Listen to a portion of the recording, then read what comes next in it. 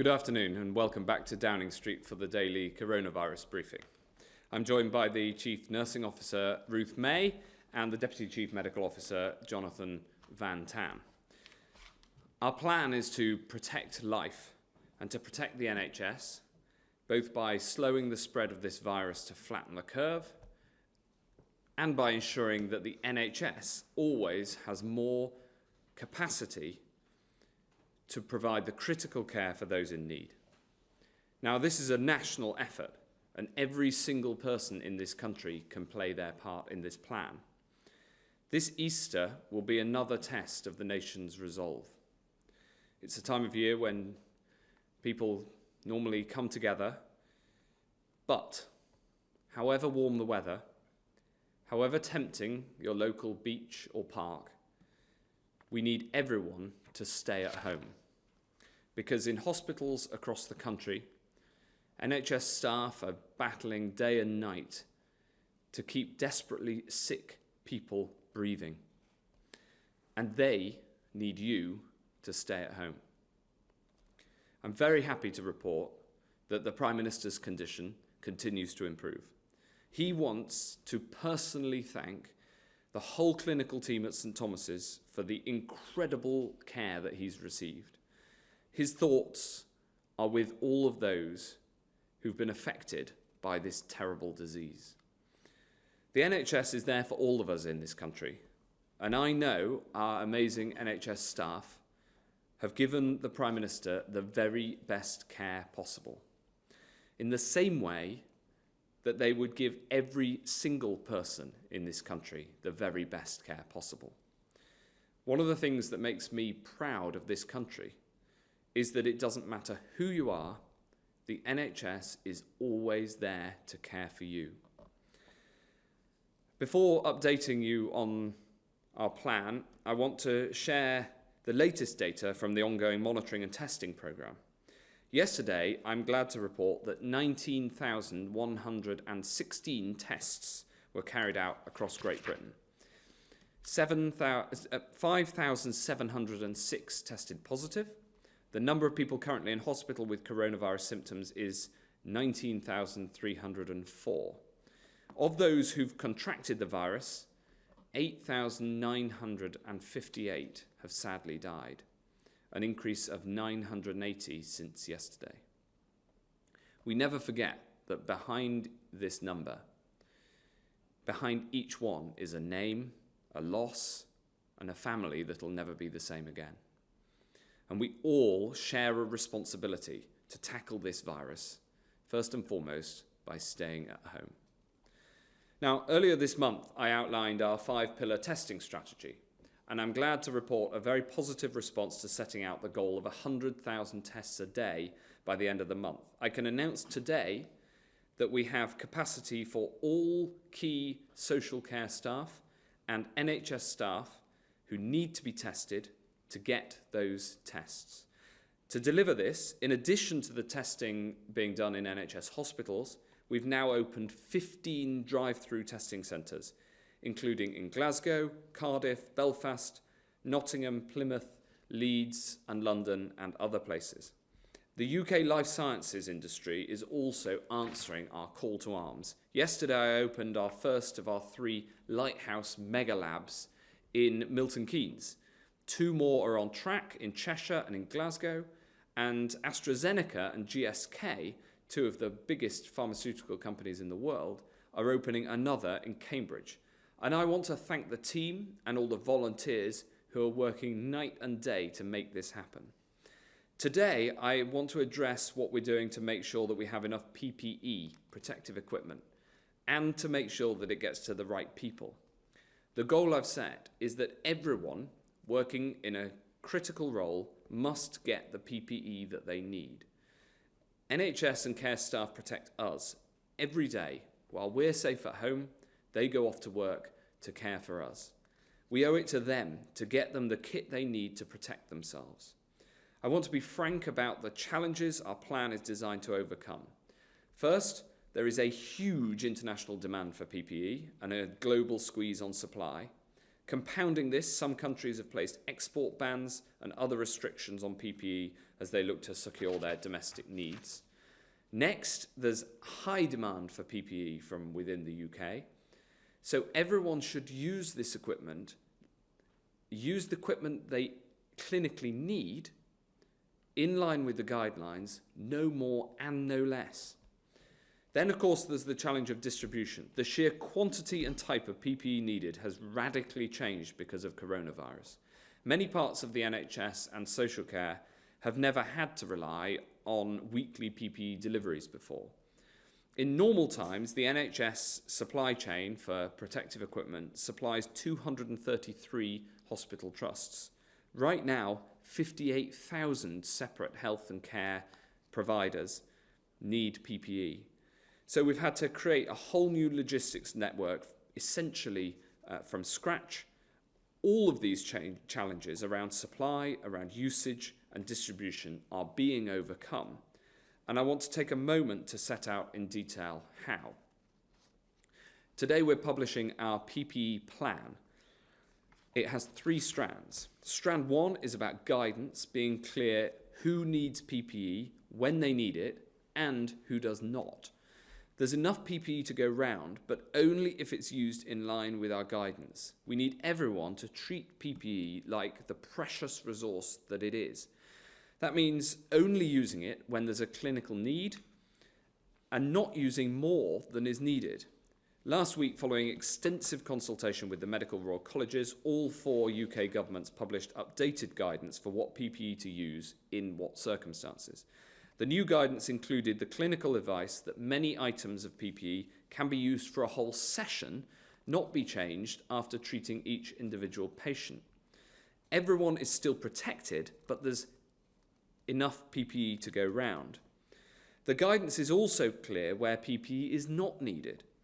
Because outside of health and social care, in most circumstances, the best way to protect yourself and to protect others is to regularly wash your hands and wherever possible to keep at least 2 meters between you and other people when you leave your house.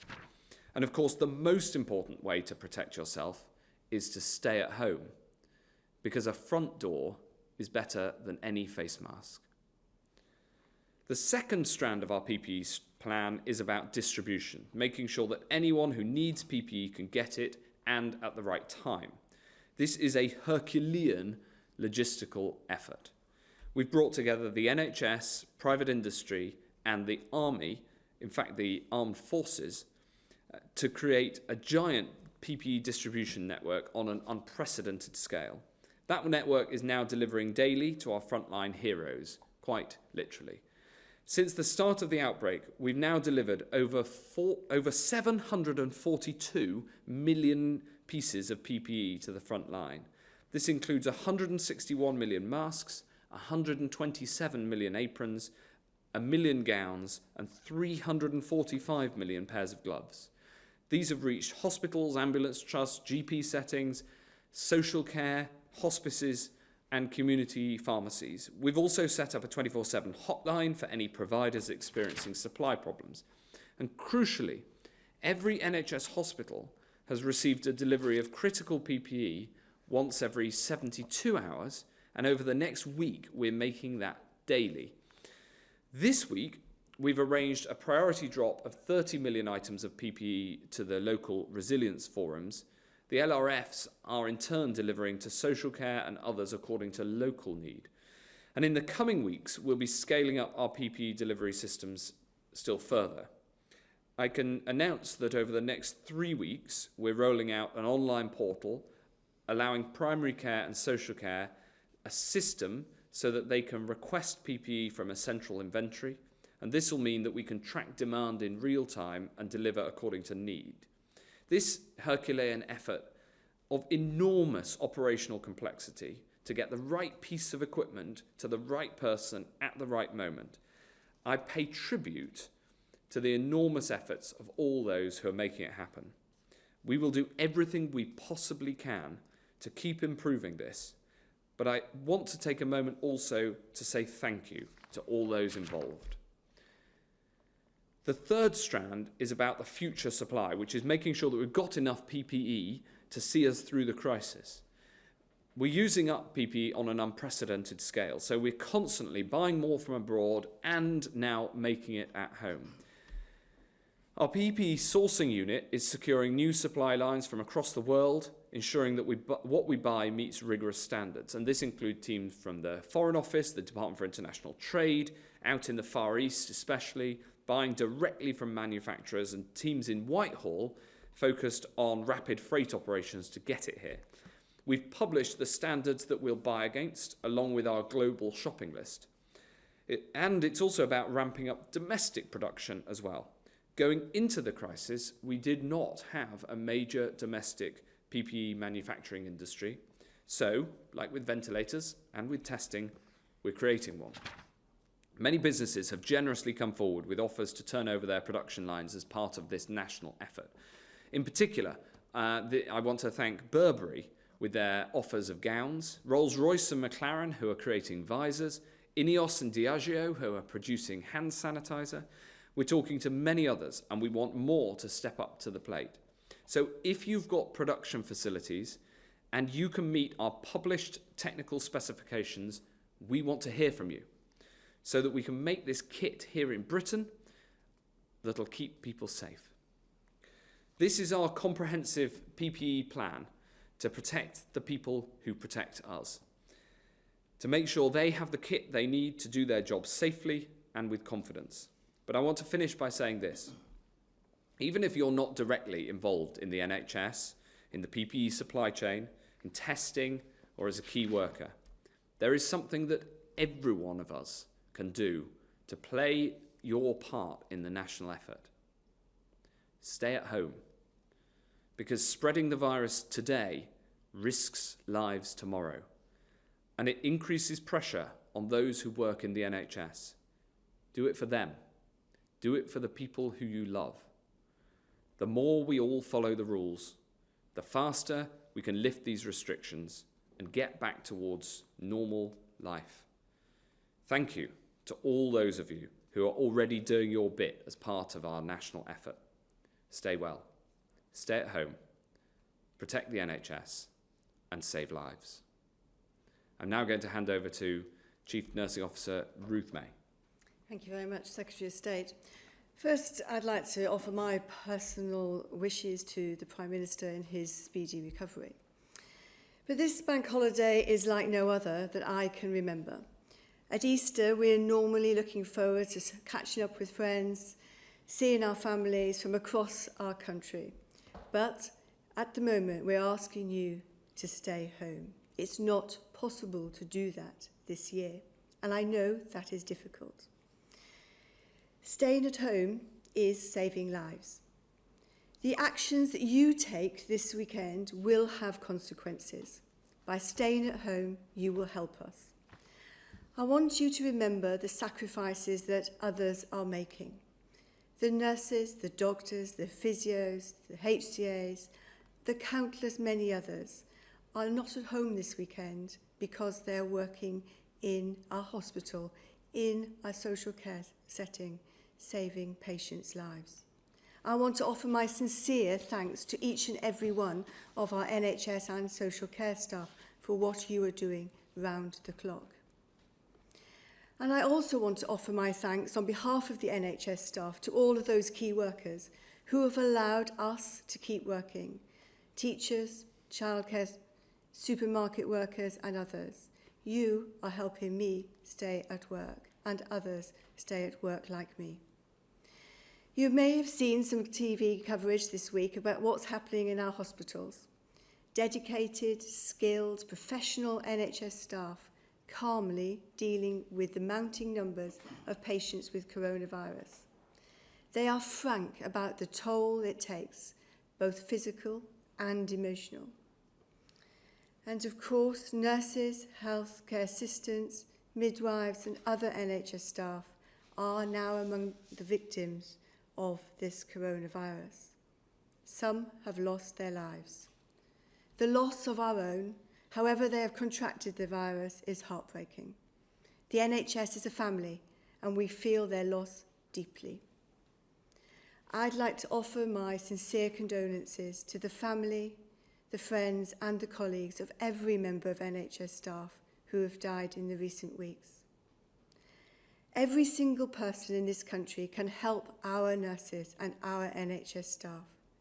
You can keep yourselves and others safe and out of our hospitals by staying home. We freed up more than 30,000 beds, the equivalent of 50 district general hospitals in the past few weeks, and that's before opening the extraordinary NHS Nightingale Hospital in East London. And I'm pleased to announce today that alongside the new hospitals in Birmingham, Manchester, Harrogate and Bristol, I can confirm that Sunderland and Exeter will soon see Nightingale hospitals in their communities too. These extra hospitals, if we need them, will be part of the NHS's nationwide response to coronavirus, the greatest healthcare challenge that the NHS has ever faced. And I'm proud that continuing a tradition dating back to the founding of our NHS 72 years ago, nurses are at the heartbeat of this People's Health Service. These are difficult days, but amid this dark news that each day brings, my colleagues are sustained by the extraordinary shows of support for the NHS that has been received from our public. The rainbows, the NHS signs in the window lift me and they lift my colleagues.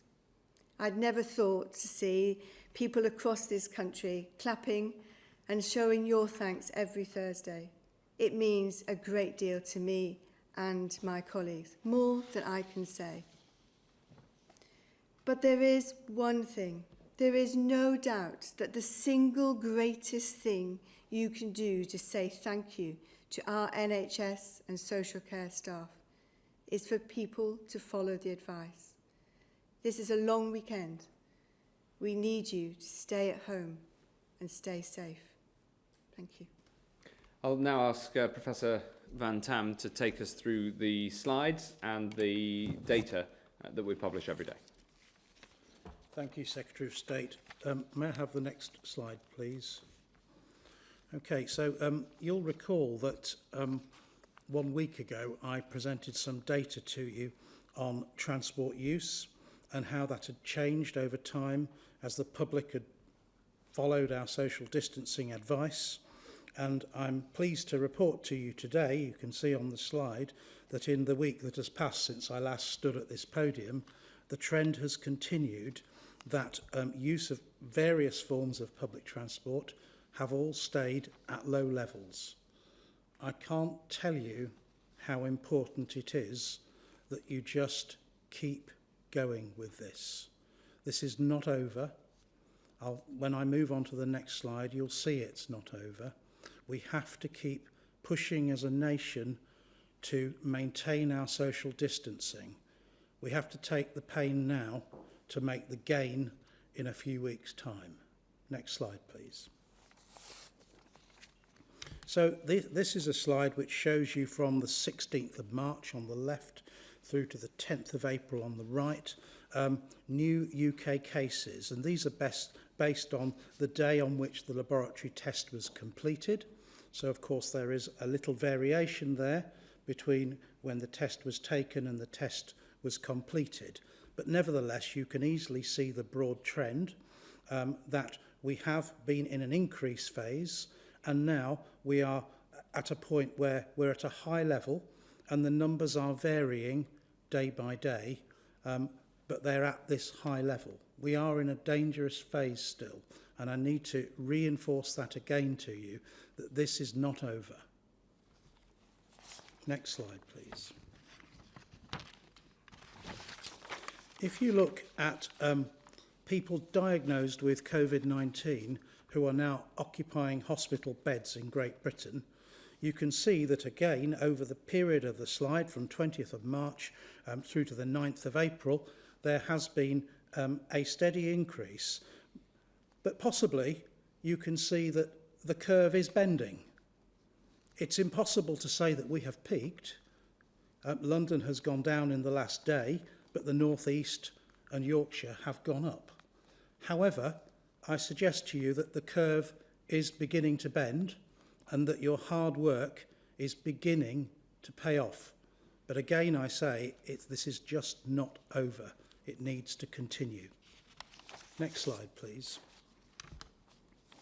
If you look at critical care, the slide talks for itself of the extent to which London has been the epicentre of our first wave, and you can see that the other parts of Britain are at a lower level. But the trend overall is pretty much the same, that there has been this sharp increase. There may be some signs that the curve is beginning to bend, but it's premature, absolutely, to say that we're at a peak, and the push that we're making with social distancing just has to continue. I would add a personal touch here and say that my mother-in-law is a healthcare assistant. Two of my best friends, one is a nurse, another one is an operating department professional who's been repurposed to high dependency to work on this crisis. This really matters, and it really matters that we keep going with it. Next slide, please. If you look at the global death comparison on this slide, again, as last week, these are synchronised so that day 0 is the day at which each country reported 50 deaths. And you can see that, again, there is this broad, similar trajectory across many countries that report data, with 1 or 2 outliers. And the UK continues to be broadly in line with what is happening in other countries. It's still a dangerous situation. We have to keep taking measures to bring this under control. Thank you, Secretary of State. Thank you very much. So if we now go to questions, the first question we've got is from Hugh Pym at the BBC. Thank you very much. Secretary of State, you and other ministers have said repeatedly in recent weeks that you have plans to get protective equipment to the NHS and social care. Health and care workers are saying to us they are still struggling in some cases to get that equipment. They feel unsafe. Aren't you now acknowledging that previous plans were just not enough, were not sufficient? Thanks. What I'm acknowledging is that this is an enormous challenge, a Herculean, a logistical effort.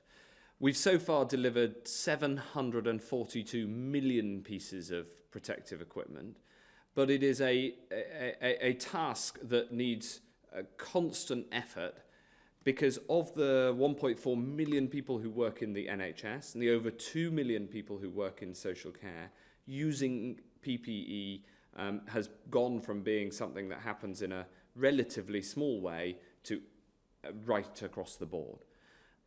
And the critical thing is that people use PPE like the precious resource that it is, and that we get the PPE to them so that they can always have what is clinically needed.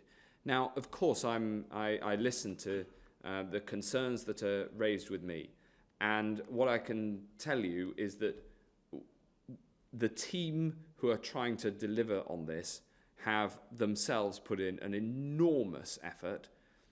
We are getting the PPE out there, but there's clearly a huge task ahead to keep it flowing and to make sure that those who need it get it. I don't know if Ruth wants to say anything in terms of a report from the front line as a nurse yourself. Absolutely. So I know as a nurse that PPE is very important for their safety, but also the feeling of being safe. I know that I also want to make sure that people are using it and are wearing it to the right level and the right environment, and that's really important. But I also know and I hear that it's a challenge, it's a struggle right now to making sure we've got it everywhere we need it at the right time. And that is what the Secretary of State has already set out in his strategy being launched today, about making sure that the government is doing just that, and collectively we're wanting to do it. But it's really important we're doing that. I know also I was yesterday at the London Excel Nightingale Hospital receiving my refresher training about how to put my PPE on and off. And it's a challenge. It's tough wearing PPE, so I want to also recognise that for all of our staff right now. Thanks very much. Sijal Maria from ITV. Can I come back? Sure, yes, Hugh. Sorry, we'll go back to Hugh and come back to you, Sijal. Yeah, just very quickly. I mean, you've published plans before and given reassurances about protective equipment. There will be a lot of skepticism, won't there, still, about another plan being published. I mean, what guarantees can you give that people will be made to feel safe with the right equipment? Yes, well, we have made progress on PPE throughout this. I think what you might be referring to in terms of what we published before was last week, making sure that we brought clarity to what PPE is needed in what settings. This plan is about that, but it's also about how we then deliver with details of how the supply chain works, and also, crucially, how British manufacturers can step forward and deliver to specifications that we've published the technical details of, so that manufacturers can come forward to replenish the stocks that we've got. What I'd say is that it is a constant effort to get the PPE to the front line, a huge logistical effort. We acknowledge the challenges, of course we do. We face them every day. And we are doing everything in our power to get that PPE to the front line. And those with concerns about PPE at the front line, we're making sure that they have a place that they can go in order to call for help. So it's a detailed plan set out in public, both so that we can encourage more suppliers to come and replenish the stockpile, but also so that everybody can see the challenges that there are and how we're proposing to overcome them. If we go to Sijal Maria now at ITV. Thank you, Secretary of State. It's good news that the Prime Minister's health is improving. Does he accept, though, that he is unlikely to be able to return to work soon? And is the government ready to take key decisions, such as whether the lockdown will be extended in his absence? And given the Republic of Ireland just announced their lockdown will continue until the 5th of May, shouldn't you level with everyone that we are heading for a much longer than a 3-week lockdown too? Well, the Prime Minister is recovering, and I'm sure the whole nation is delighted to see the news that he's getting better. And the fact that he was so ill demonstrates once again just how serious this disease is. And I'm delighted about that. The good news is that the government in his absence has been functioning very efficiently, very effectively. The Foreign Secretary yesterday made clear that we don't have enough information yet to be able to make any changes to the social distancing arrangements, and that SAGE will meet next week and they will look at the data then. The way that we make that decision has been set out very clearly and is functioning very well. I think the Foreign Secretary is doing an excellent job in chairing the committee that makes these decisions in the Prime Minister's absence. But that is within the context of a strategy that the Prime Minister very clearly set out, and that we're working through, and we're able to get on with the day-to-day things, like publishing today's PPE plan, and do the things that are needed whilst the Prime Minister recovers. Thanks very much. Ben Kentish from LBC. Thank you, Health Secretary. Many people around the country, many LBC listeners are asking why the UK is continuing to allow people to enter the country from virus hotspots and planes to land without the people on those planes even being tested or asked to quarantine. Isn't there a real risk that once we do pass the peak, all the efforts that we've made to reduce the number of cases risk being undermined by people continuing to enter the country unchecked from other countries where the number of cases is still much higher? And what measures will you put in place to stop that? And if I could just ask Professor Van-Tam, Health Secretary said there that staying behind your front door is better than any face mask, but other countries are not seeing it, of course, as an either or. Germany this week becoming the latest to say that face masks would be a key part of their exit strategy, a key part of their plan to tackle this virus. The UK risks becoming a bit of an outlier here because the government's position is that there's no real benefit benefit to those masks. Can I just ask what evidence our decision has been based on, and why you think other countries have taken such a different approach if the science does say that masks aren't particularly effective? Thank you. Well, the answer to both questions, Ben, is the same, which is that we follow the science. And we've followed the science in terms of international travel all along. And we saw right at the start of this pandemic that the two countries that brought in the most draconian international travel restrictions, the United States and Italy, both of them have now got serious problems themselves. So I think that the science which said that, which we followed on international travel, has been borne out by events. On the second question as well, I'll hand over to Professor Van-Tam, but I just want to absolutely underline the same point, which is that we follow the science, and the science on the use of face masks says that they don't have a material impact outside of those settings which the Public Health England have set out. But also here we are following the international evidence too. The World Health Organization have themselves looked into this very recently and came to the conclusion that face masks should be saved for those in health and care who really need them. So it is not a risk-free option to have face masks, for everybody to wear face masks, because that means that it's harder to get hold of face masks for the people where the science says that they're needed. Professor. Thank you, Secretary of State. Thank you, Ben. To your first point about closing borders, our scientists have been very clear from the outset that that would not work as a measure to prevent the ingress of coronavirus into the UK. Coronavirus is now in the UK and transmitting very widely. I understand the point you're making, and I see where you're coming from in terms of when we get this under control, doesn't that change the situation? But we won't go from a position of widespread community transmission amongst our own people to a position of zero transmission amongst our own people, which of course was the case back in December 2019. We will likely go back to low levels of transmission, and the virus will continue to be here in and around us in our communities, I suspect for a very long time, even if we can keep the levels right down.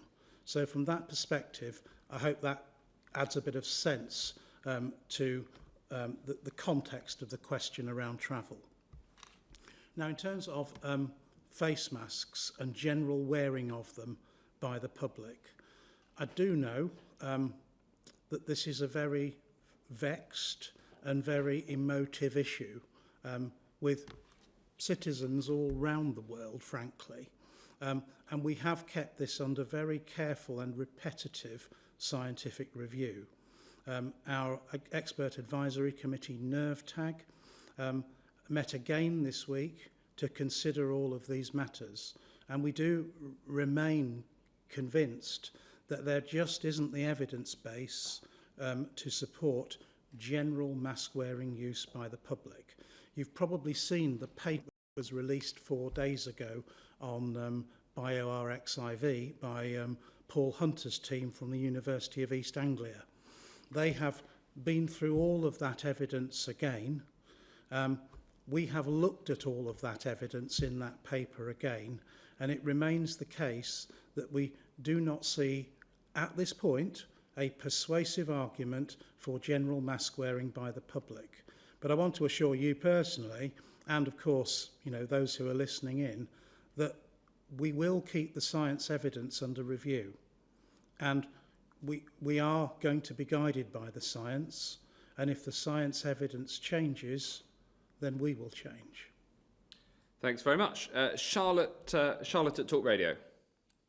Thank you, Mr. Hancock. Could I firstly ask how many frontline NHS workers have died from COVID-19? And secondly, could I ask, when a healthcare worker does pass away, has there been some form of investigatory process put in place so that we can learn lessons from what happened to them and make sure it doesn't happen again to their colleagues? Yes, I think this is a question for you, Ruth. Okay, thank you very much. We know that any death due to coronavirus is a tragic one. We also know that a death of one of our workers, one of our family, is, for me, heartbreaking.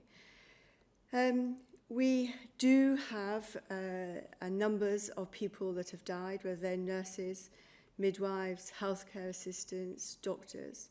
It would be inappropriate for me right now to go into listing them and numbering them, because we haven't got necessarily all of the position across England with all of the people's families giving us the permission to talk about them. But I recognise that we will and we'll want to make sure that we are learning any lessons to be learned, but it would be inappropriate for me to comment on any individual death that we've seen, whether that is one of our healthcare workers or not. Thanks very much, Charlotte. Anna Mikhailova from the Telegraph. A question for the Health Secretary. Economists are on average predicting that there's going to be a 14% drop in GDP in the second quarter of this year. And I understand some in government fear that it could be even worse. What would the impact of that be on the numbers of deaths that are not directly related to coronavirus? This is a really important question, and one that I worry about a lot. The goal that I have as Health Secretary is to protect life. But you've got to make sure that you look at that in the widest context. Of course, protecting people from deaths directly due to coronavirus, and that's actually the subject of most of the discussions at these press conferences, and a huge amount of effort to make sure that the NHS capacity is there. The second type of mortality that we protect against is deaths that occur because the NHS is overrun. And I'm very pleased that thus far in this crisis, there is no point at which the NHS has been overrun, and every single person with coronavirus has been able to access the best possible care in the NHS because we've taken the action to expand the NHS, sourced the ventilators, and increased capacity with the Nightingale hospitals to make sure that there is always the capacity there. And that is obviously absolutely top priority, as we repeat at the start of each of these press conferences. The third type of impact is the impact due to delaying NHS activity because we're responding to coronavirus. Some of this you have to delay because, for instance, some treatments for cancer require you to take immunity down to very low levels, which is a dangerous thing to do when there's a very significant virus around. And then the fourth impact on mortality that we consider is the economic impact. Now, we do not yet have an established estimate of the impact of the huge problems in the economy that have been caused, and that impact on itself back onto the health of the nation. But it's a piece of work that I'm working on jointly with the Chancellor to make sure that when we make decisions about the big policy decisions, especially around social distancing, we take into account the entire impact on the health and well-being of everyone in the country, not just on the highly visible impact on the deaths from coronavirus, but right across the board, including indirectly through the economic impact of the crisis. So it's something that I, as a trained economist, I'm very alive to. I work very closely with Rishi on it, and it's something that will be at the heart of our judgments as we make those the decisions in the future. But what's clear is that right now it is too early to make those judgments, and so the position as of this weekend, and the most important message for everybody this weekend, is to stay at home, because that's what saves lives. Did that answer the question? Well, can I just quickly follow up? You say that work is ongoing, and I understand if it is too early to tell what exactly the economic impact will be, but it's been reported today that there is existing government modelling of 150,000 deaths that are unrelated, that could be unrelated to coronavirus, but because of all these other impacts that you've just listed. Does that sound plausible to you as a ballpark? No, I saw that figure in the Telegraph this morning, but it's wrong. It's not part of our internal analysis. When we do that analysis and are in a position that we've got confidence in it, then I'm sure we'll be able to answer the question more directly. But that 150,000 figure is not correct. Tom Newton-Dunn at The Sun. Thank you very much, Health Secretary. Question to the Chief Nursing Officer, if I may first. When you're out and about, you're driving around, you see people flagrantly disregarding social distancing, mucking around in parks. There have been reports of hundreds of house parties being broken up by the police in Manchester. How does that make you feel personally after the very emotive words that you just said about your service and the colleagues you've lost?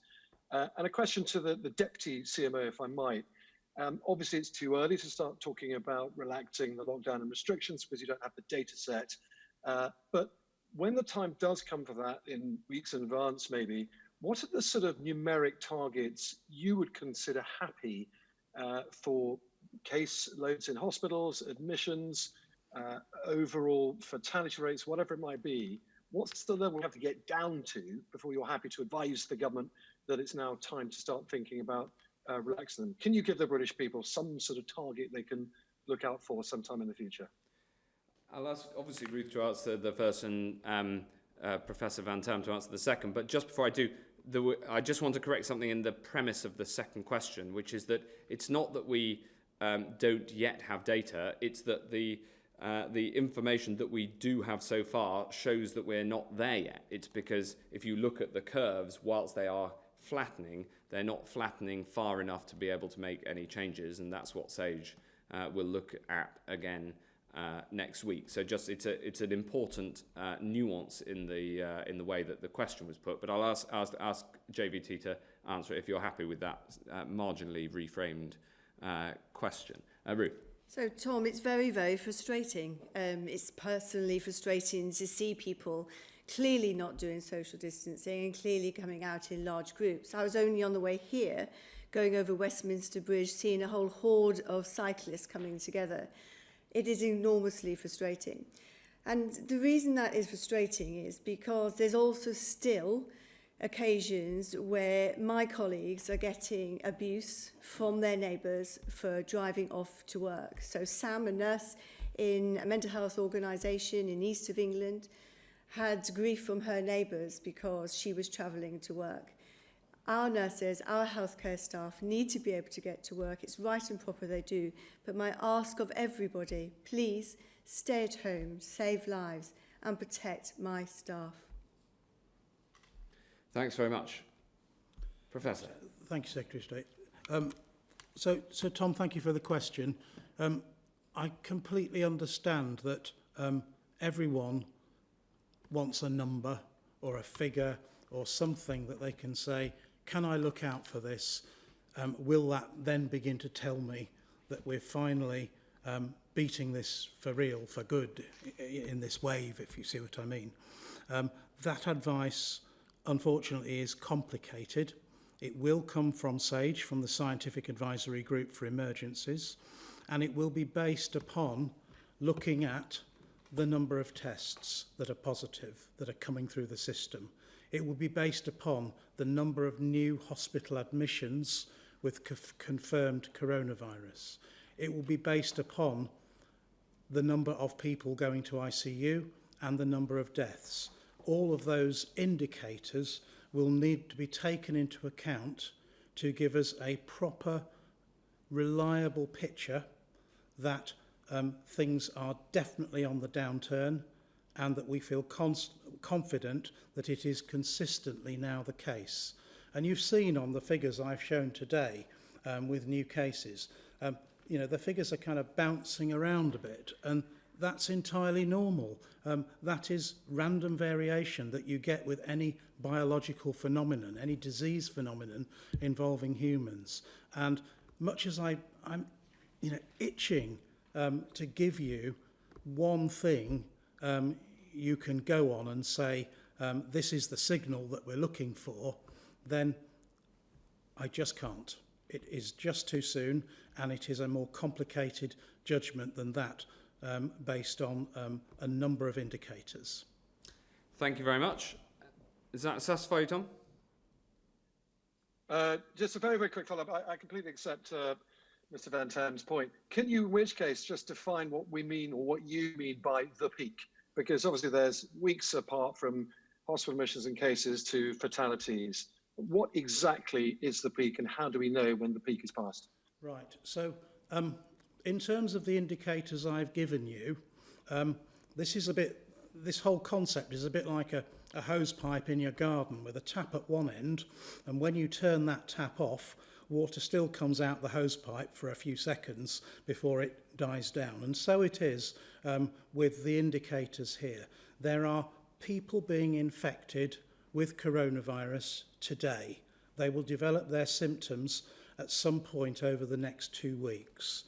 Regrettably, some of them will become ill enough to go into hospital, possibly about 7 days after the onset of their symptoms. And then not all of them will need intensive care, thankfully, only a very small proportion, but they won't all need intensive care the moment they're admitted to hospital. Some will perhaps take a few days before that happens, and that's a further delay. And then those that are unfortunately going to succumb to this disease don't succumb instantly. And again, that takes time for those deaths to show from infections that occurred maybe 2 weeks before that. And so from that perspective, we work all the time with these lag periods, and the peak of each of those indices will be different. And you do need to have a composite understanding of all of them, and to be thoroughly assured that this is now turning down for good in this wave, before you can signal to the government that it's time to think about what happens next on social distancing. Okay, thanks, Tom. Hannah Allotman from BuzzFeed. Hello. Hi. Mr. Hancock, how exactly are you going to get from 19,000 to 100,000 tests by the end of the month if 2 of the 3 mega labs that you set up won't be up and running for another couple of weeks? And what will you do if you don't? And a question for Jonathan Van-Tam. Doctors have told us that they're being asked to ration oxygen. What are you doing to ensure not just that the oxygen tanks are full, but hospitals have the capacity to deliver those supplies to patients at the rates that they need? Thanks very much. I've set the clear goal of 100,000 tests a day by the end of the month, and I'm pleased that the number now is over 19,000 a day. I was setting out how we've got 4 mega labs coming on stream. The first 3 of those are already got going. It's the Cambridge one that'll come on stream at the end of this month. And we also have all of the existing labs within Public Health England and the NHS and some other research institutes that we're using. As I say, this is a part of the national effort. And one of the things that's happened since I announced the goal for the nation as a whole and for the life sciences industry of 100,000 tests a day by the end of the month is we've had a huge number of offers of people who've come to us and said, well, we can turn this facility, which hasn't been a coronavirus testing facility, into a coronavirus testing facility. And facilities that we didn't know about, or equipment that we didn't know about, that they brought to the task. There's the other thing about the mega labs that we're opening is that many of them are staffed by volunteers who are super specialist in exactly what we need. And meeting many of them yesterday, it was incredibly inspiring to see what they're doing, because they know that this is vital for the national effort, and they've brought their skills to us to help everybody get through this, because testing is so important. So I've set that goal of 100,000. We're working 24/7 to hit it. Everybody can see the daily trajectory, which has almost doubled since I set it. And we've clearly got a lot of work to do to get to 100,000, but we are on track. The second question was to you, Professor. Yes, thank you, Hannah. Oxygen. This disease is unlike anything I've seen in my almost 3 decades in medicine. It is really, really unusual in that the requirement for patients who are hospitalised to have oxygen is very high. And sorry to go back to the hosepipe analogy, but if everyone in a certain area turns on their sprinkler in the garden at the same time, the water pressure will go down for a while. And it is a logistic and engineering challenge to create all those thousands of extra intensive care beds that we have done with ventilators, and also secure the oxygen supply that goes behind them. Now, I do know that there has been absolutely enormous logistic work 24/7 behind the scenes to keep hospitals supplied with oxygen. But you're right, we have seen 1 or 2 reports of where something has gone slightly wrong with an oxygen supply, and that's partly about the stress on the whole engineering system of a hospital that is required to produce the oxygen demands for double the number of ventilators.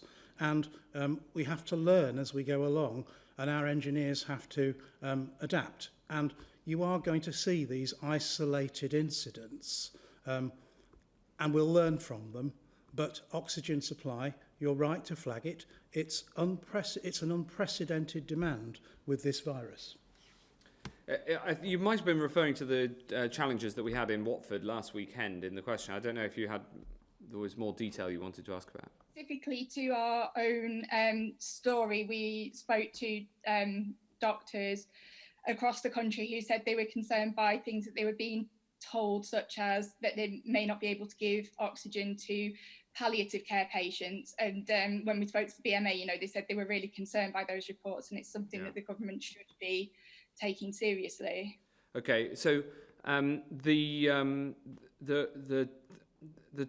truth is that in all the challenges in oxygen supply that Professor Van-Tam has just set out, in all cases there has been available ventilated oxygen to be able to treat those who need it. And in fact, we have currently over 2,000 spare beds with ventilators. So we have spare capacity. And in fact, the spare capacity is currently going up faster than need. So the overall capacity is going up faster than need. So the spare capacity is increasing. So to anybody listening or watching, the message is very clear, which is there is enough capacity in the NHS to look after you, no matter if you catch it, how serious it gets. But it's very important that we don't allow the spread of the virus to accelerate, because we've got to keep that demand below the levels of supply, even though as we increase supply.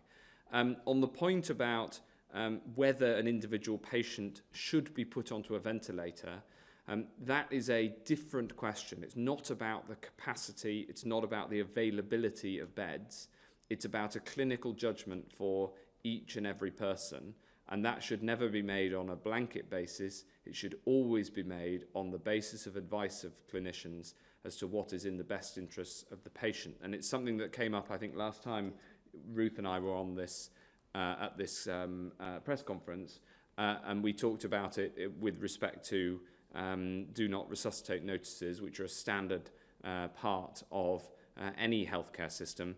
But there should be there is no link between the capacity of the NHS and the needs of an individual, because we have, thankfully, so far, in all circumstances, managed to keep the available capacity above the demand curve. And the reason we've been able to do that is because people are following the social distancing advice and staying at home. And if they weren't, that would be a much more of a challenge. So if anybody needs another motivation as to why you should stay at home and follow the social distancing rules, it's precisely because we don't want the concerns that you raised understandably in your question to become the reality across the NHS.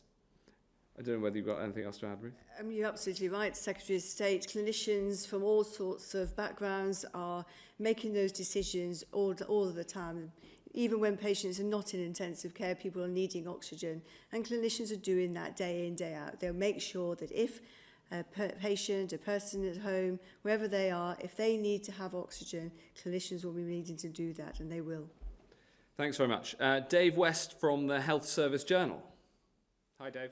Hi there. Firstly, for the Secretary of State, we've heard consistently from yourself and from government about the vital importance of staying at home to relieve pressure on the NHS and to save lives. We've also heard that if you do need to travel to work, you should, if humanly possible, keep going with social distancing measures and stay 2 meters apart from each other. And we've been told since your illness and the Prime Minister's illness that government is conducting its business in a way so as to achieve this as far as humanly possible.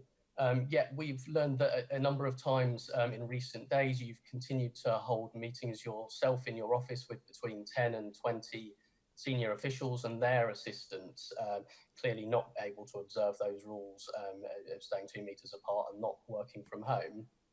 Senior NHS officials dialing into those meetings have expressed senior concerns to us about the example that sets to their staff and the way they will behave, and concerns that they will in turn think that they need to be turning up to work and it's irresponsible not to. So are you going to stop holding those meetings in that way, or do you think that it's impossible for you to meet those rules? And then the question to Ruth or to Jonathan is a follow-up on Anna's about the wider health impact. Although Mr. Hancock said, thankfully, the NHS hasn't yet been overwhelmed by the demand that's there.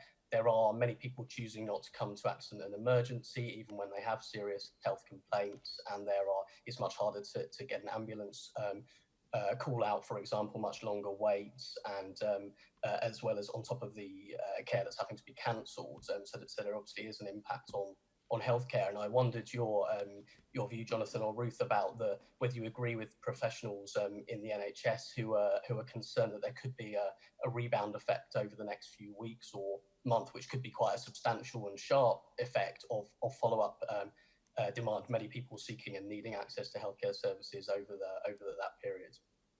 Well, thanks, Dave. On the first one, I work from home when I can, and we have enormous numbers of meetings on Zoom and other video conferencing facilities, which I think has been, in many cases, extremely helpful. When I do come into the office, I follow social distancing rules, and that's very clear around my table. There's now only a small number of chairs when there used to be, like everybody, even these podia here used to be closer, and we've moved them further apart. So like the rest of the country, we follow social distancing guidelines, and I think that's really important. On the second question, I think if I ask Professor Van-Tam to answer that. Yes, thank you, Dave. I think I'd answer that in a fairly simple way, really, that because of the extraordinary efforts that people are making on social distancing, we have stopped the NHS from becoming overwhelmed, because without it, I can assure you it absolutely would have been, and several weeks ago. What that means is, of course, that by stopping the NHS from being overwhelmed, we protect its other vital functions, and other emergencies will go on. We know that. Road traffic accidents will still occur. obviously at lower levels now. The traffic density is down very dramatically. Cardiac emergencies will continue. And an important message for the British people is that for those emergencies, the NHS is open for business as usual. And that's the great thing about having stopped it from falling over with coronavirus, that it can stay open for those critical things. Thanks. I'll just add one further comment to that, which is really important, which is that if you need the NHS for something unrelated to coronavirus, then you should use it. In the first instance, phone up your GP or call 111. We've seen a fall in the number of people self-reporting for at risk of a cancer diagnosis. We've seen a fall in the number of people self-reporting chest pain and risk of stroke. And we want the message to get out there loud and clear that if you have a significant health problem, then please do access the NHS. If you're worried about coronavirus, which is entirely understandable, then phone first, either your GP or 111, or of course, if it's urgent, call 999. And because we clearly want people who have other health problems, especially if they are urgent and or life-threatening, to contact the NHS so that they can get the amazing service that the NHS provides to us all. Yes, of course. One quick question, one quick point. And that's particularly important for women that are pregnant too. We want to make sure that you have the confidence to contact your midwife.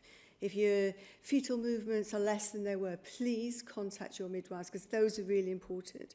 And about the demand, that's exactly why that we have recruited and got 8,000 people now, 8,000 nurses are coming back onto our front line to support, to make sure that we're up and running. And indeed, over 12,000 student nurses and midwives are there ready to come back and support us. So we are ready to care for you, whether it's COVID or non-COVID related. Okay, thanks very much. Well, that concludes our press conference today from Downing Street, with huge thanks to Deputy Chief Medical Officer Jonathan Van-Tam and the Chief Nursing Officer Ruth May. Thanks very much indeed.